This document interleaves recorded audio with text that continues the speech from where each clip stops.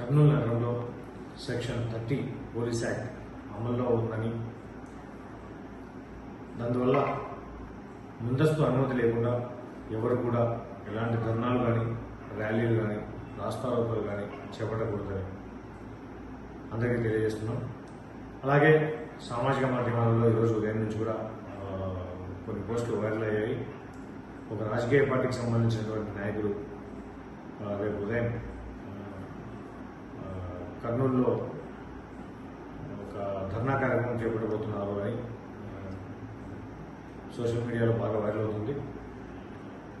ఆ రాజకీయ పార్టీకి సంబంధించిన ఏ నాయకులు కూడా ఇంతవరకు పోలీస్ డిపార్ట్మెంట్కు ముందస్తుగా ఎలాంటి అనుమతి తీసుకోలేదు, ఎలాంటి దరఖాస్తు కూడా వాళ్ళు చేసుకోలేదు.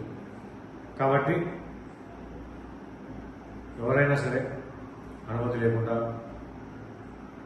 ఏదైనా ర్యాలీలు కానీ, ధర్నాలు కానీ, లేదంటే రాస్తారోకోలు కానీ, శాంతి భద్రతలకు విఘాతం కలిగించే ఏ విధమైన చర్యలు కానీ చేపట్టినట్లయితే వారు చట్టరీత్యా నేరం చేసినట్టుగా పరిగణించబడడం జరుగుతుంది.